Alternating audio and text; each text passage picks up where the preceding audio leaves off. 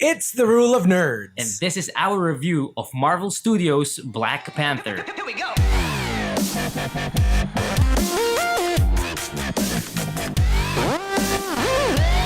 All right, so we've just seen Black Panther. Yes. One of the most hyped Marvel movies we've gotten so far. So the big question, Chico, does it live up to that hype? All right, so where do we start? Let's start off with that cast, that ridiculous cast. Wonderful. And I think, a lot of talk in Hollywood recently about equality, about not having enough, roles for other cultures. Is it always, lily white? What about the Black community? What about the Asian community? What about the Latino community?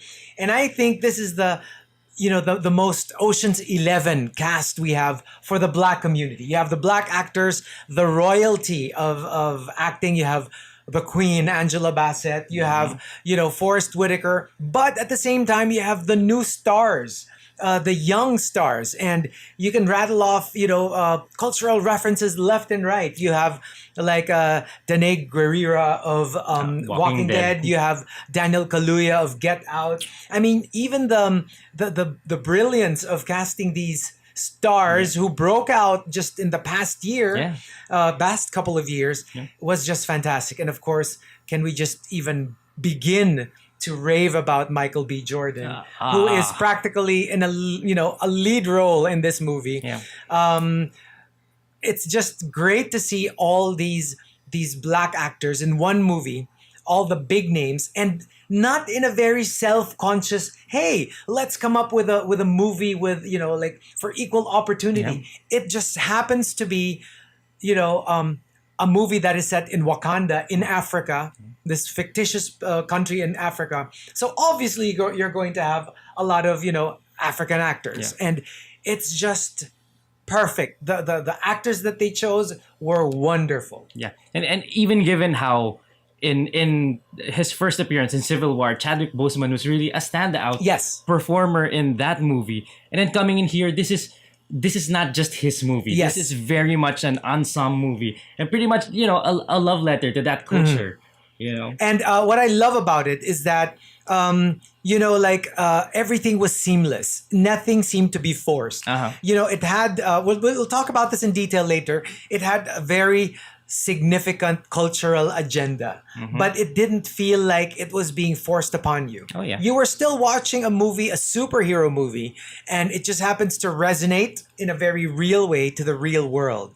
And okay, let's save the best for last. The whole Black Panther and Killmonger dynamic later on. But can we just say that Letitia Wright, I think, is the breakout star in Black Panther. She stars as T'Challa's sister, and she is also like his Q. Yes. Is like the gadget master. She was like Q, like Jarvis, like Alfred, all rolled into one. Basically, the gadget master. Yeah, but without losing that excellent brother sister dynamic. That was so. That was. I mean, Black Panther. He's the king of Wakanda. Yes.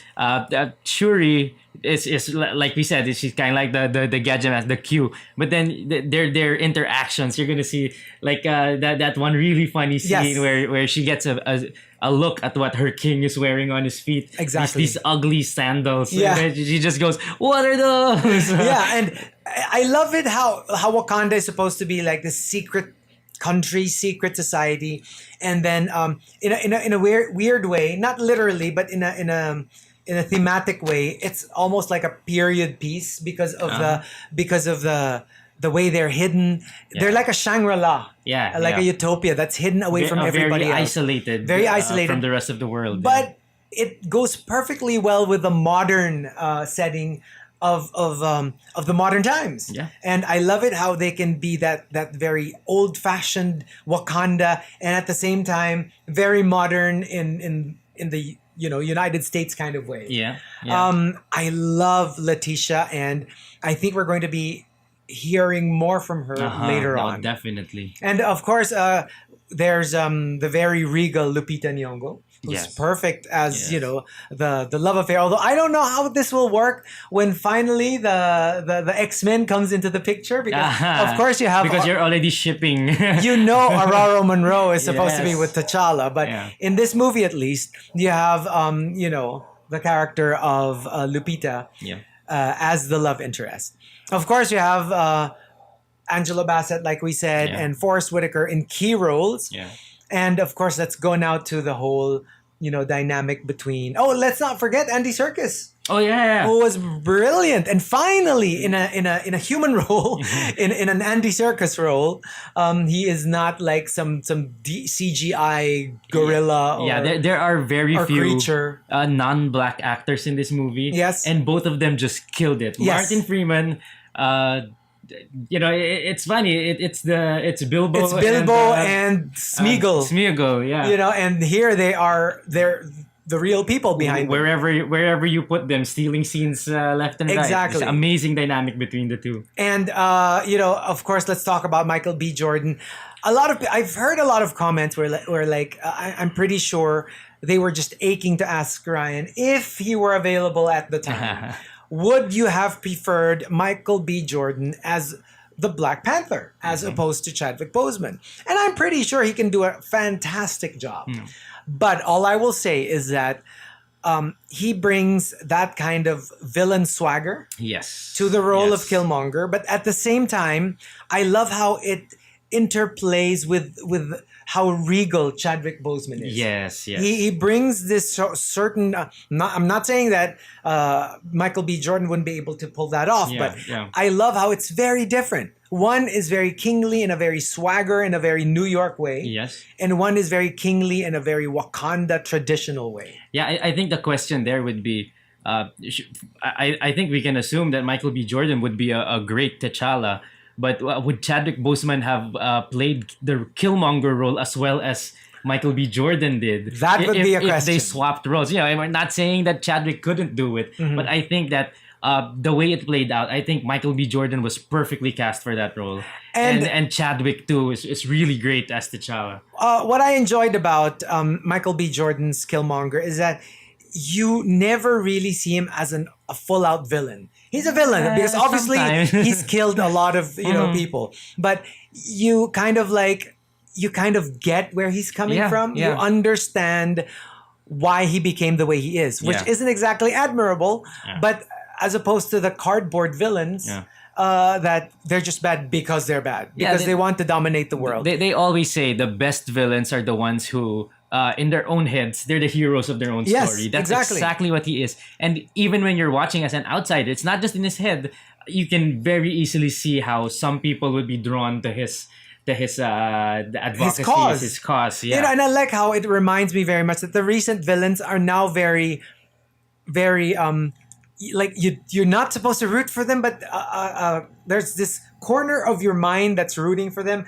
You have Hela, Yeah. and then you have Killmonger, and Yeah. you understand. That- You actually go, I don't agree with you, but I actually get where you're coming from. Yeah, there's always a small bit of sympathy Yes. for what the villains are trying to do.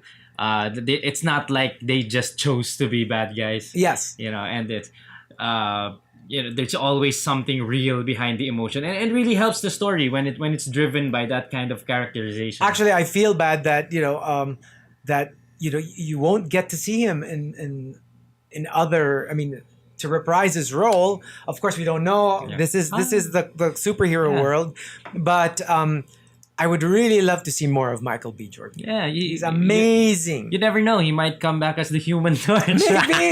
Maybe. Who knows? Right.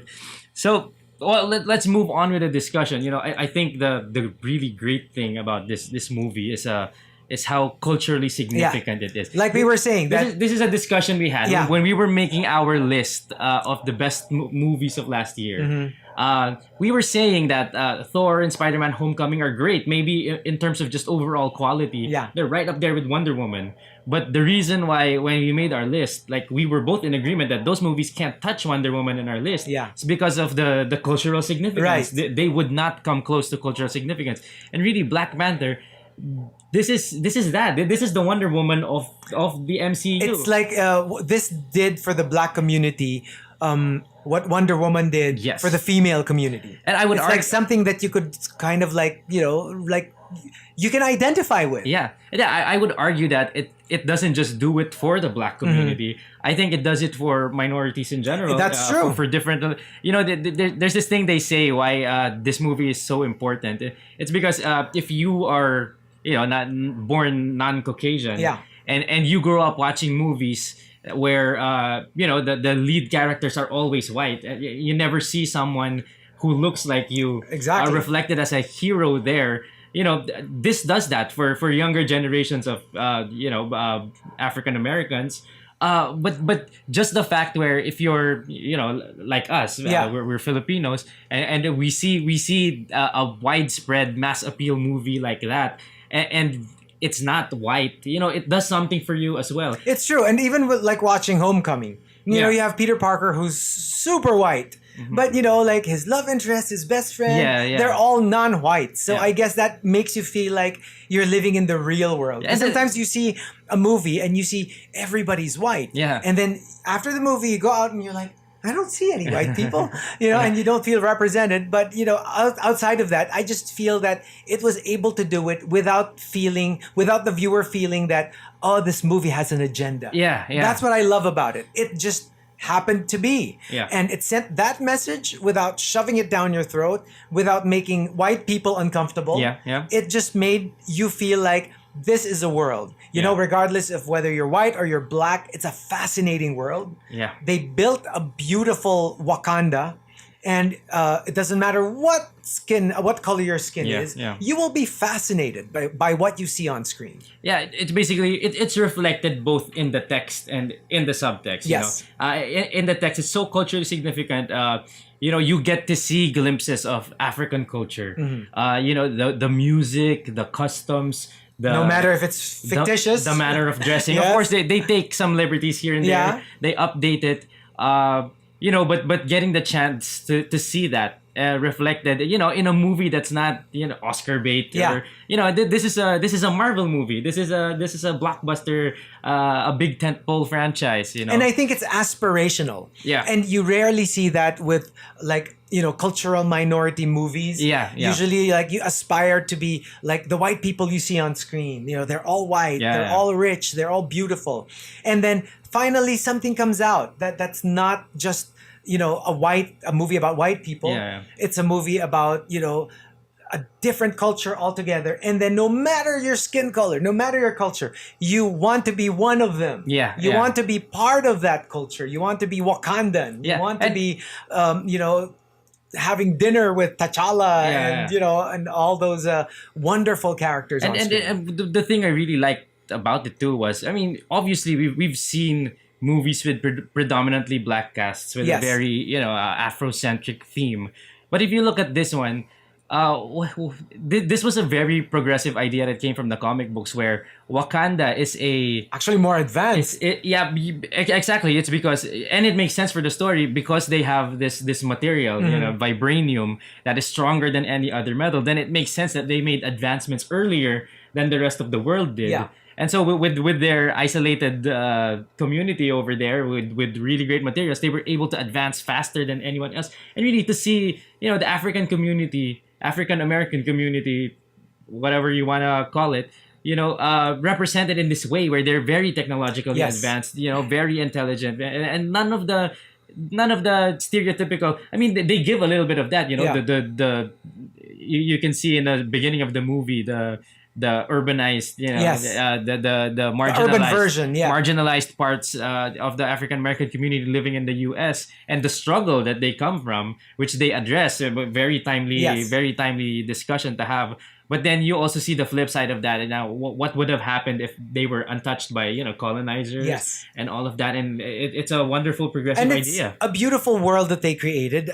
It's the early versions of Wakanda in the comic books was really, it's still your typical African nation. It's Yeah. just, more advanced. But with this, they turned it more like high tech, Yeah, more yeah. Star Wars, Yeah, more modern and in a very advanced way, which is actually quite different from the original Wakanda that came out in the 70s and the 80s in the comic Yeah. books. But whatever it is that they did it fantastically. Yeah, It was amazing world building. It looked great. It almost had that Pandora feel about it. Yeah, when you yeah. enter it, The because you're first like, time you see it. whoa, yeah. everything is just crazy. I mean, short of you're expecting aliens, not Yeah. not Africans, Yeah. because of how alien, how beautifully alien it looks. Yeah. And okay, so let's talk about the Easter eggs. Okay. Okay, so things that you should look forward to. Let's start off with. Okay. Early on, one of the early films there, you get introduced to a character from the Jabari tribe, Yes. M'Baku. Yeah. He's a cool character, very rough and tumble character. It's interesting because he's actually based on a character in the comics. Mhm. M'Baku, he's called Man Ape in the comics, Yeah. and he's a villain in the Black Panther universe.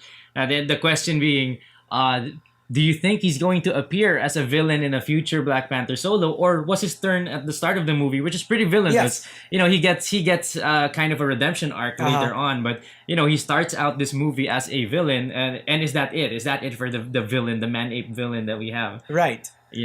And then another Easter egg that we have. This one I particularly like. It's very spoilery, more so than the Yeah. rest of our review. So another warning here. We'd like to place that, but in the end credits tag, one of the best the scenes in the movie, because it hints to something in the future. I know.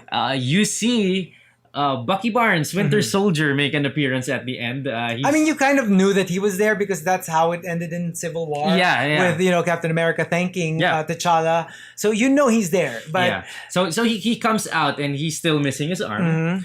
And but there were kids running around calling him White Wolf, White Wolf. Right. Now again, if you're familiar with the comics, White Wolf is a character from the Black Panther canon.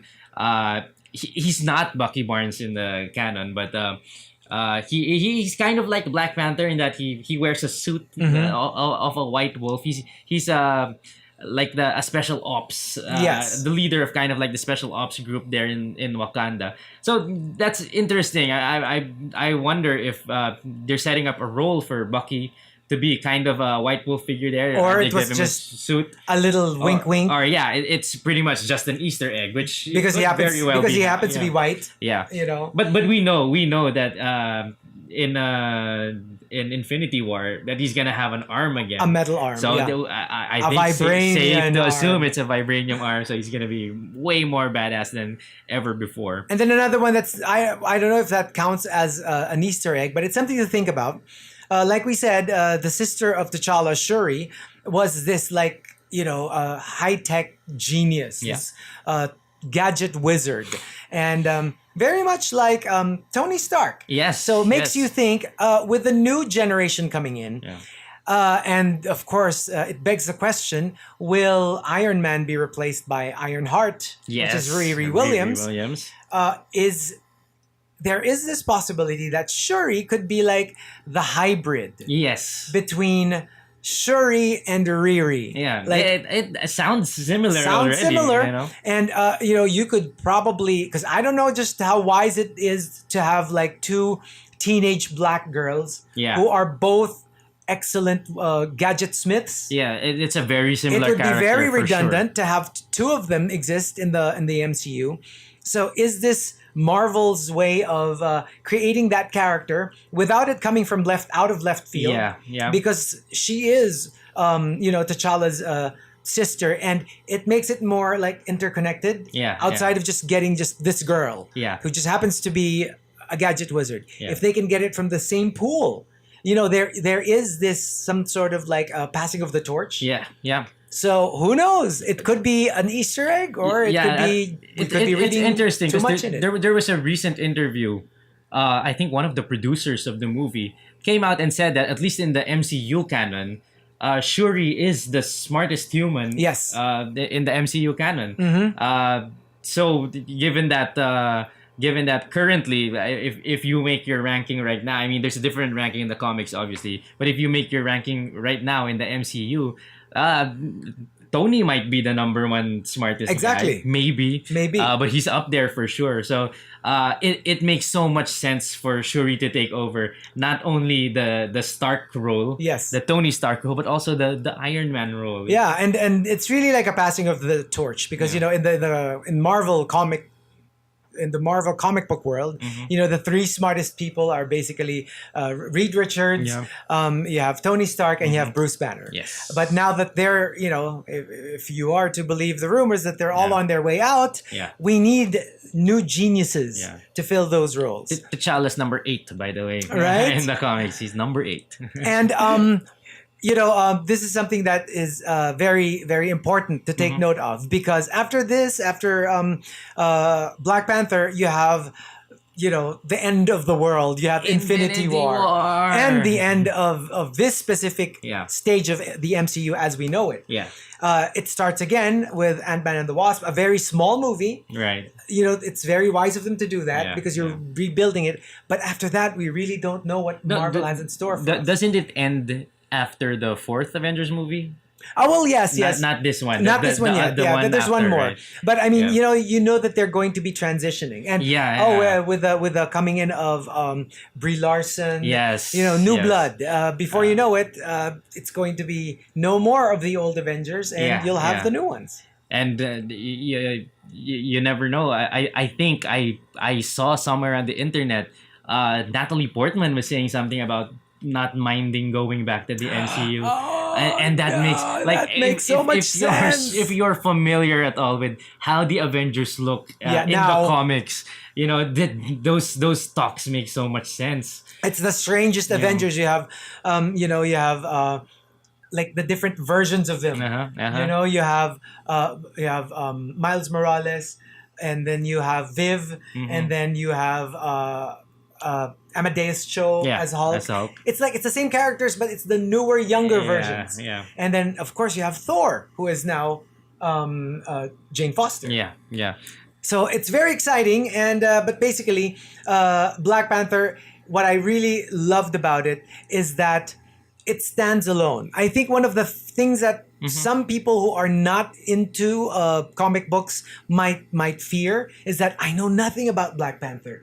Worry not. Yeah. This is your intro. This is your A New Hope. It introduces you to the world of Wakanda. Yeah. And you have little nods here and there. You have a Q in Shuri. Yeah. You have their version of the Amazon warriors. Yeah.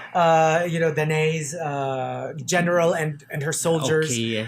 It's just wonderful, and I think it's a perfect standalone film. I love when an MCU movie comes out that is completely independent of it. Doesn't just serve as a transition to Infinity War. Yeah. It was perfect as a movie on its own, and it's beautiful as part of the entire MCU universe. And I think not even just a good movie that stands on its own.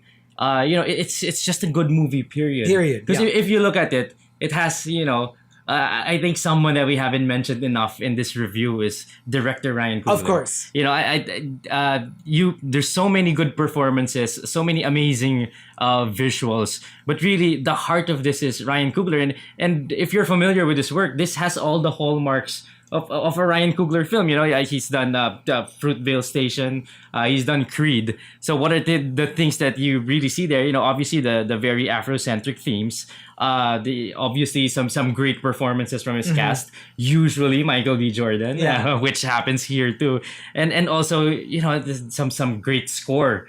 I think one thing that really nails it in this movie that helps with the setting is the music.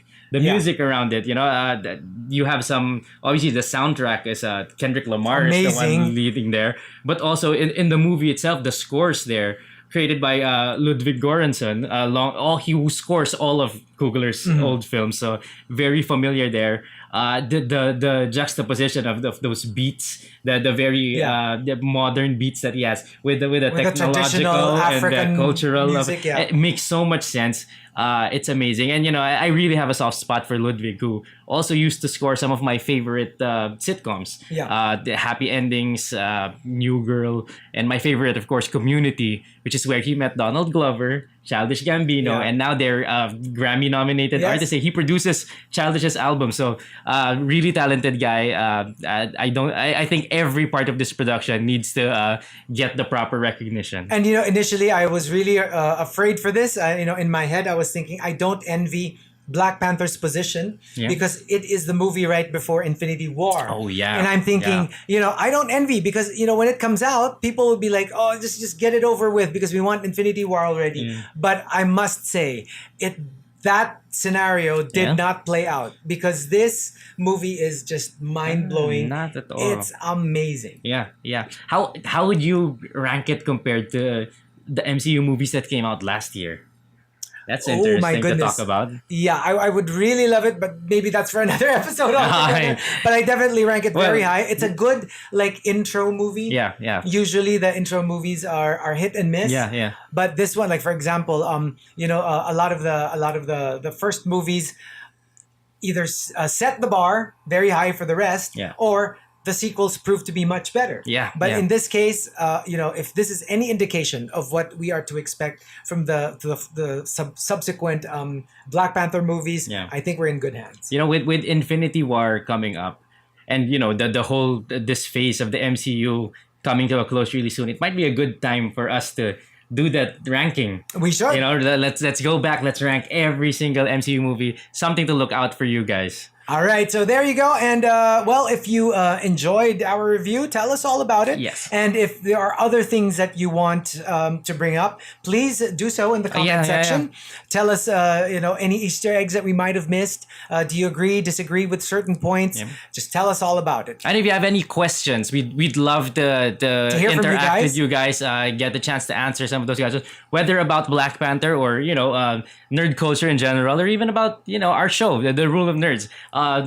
Try to interact with us. Usually we're in the comment sections. Yes. We'll answer you, or maybe we even pick up some of those questions, answer them on the show. So, That's right. And so please click subscribe to The Rule of Nerds on YouTube. And also check out our social media accounts. It's The Rule of Nerds on Twitter, Instagram, and Facebook. And for our personal accounts, check me out. It's at Chico Garcia on Instagram and Twitter. And you can follow me at M_Volante on Twitter, JM_Volante on Instagram. Nerds out! Here we go.